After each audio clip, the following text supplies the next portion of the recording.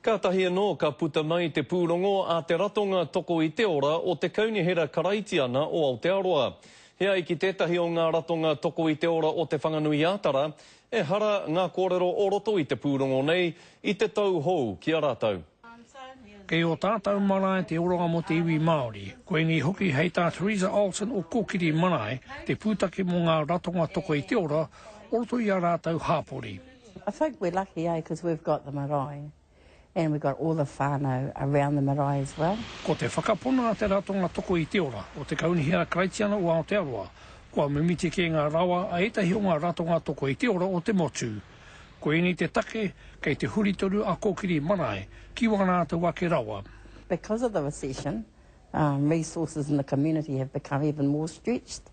So, for example, if you want to get a food parcel, it's really difficult to get one these days. So, well, we'll just go to the marae cupboards and put a box together.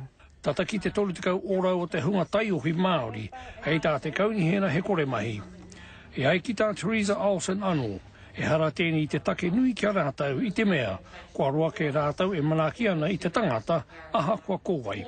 People can give, just might be one thing, but that's the way that we're supporting our families and have always supported them. Because the funding for social services hasn't kept pace with the health dollars, really. Kua tīmata te ratonga toko i te ora o Kokiri marae ki te mahi tahi me e tahi atu ratonga o te whanganui ātara. Joe Glenn, Te Karere.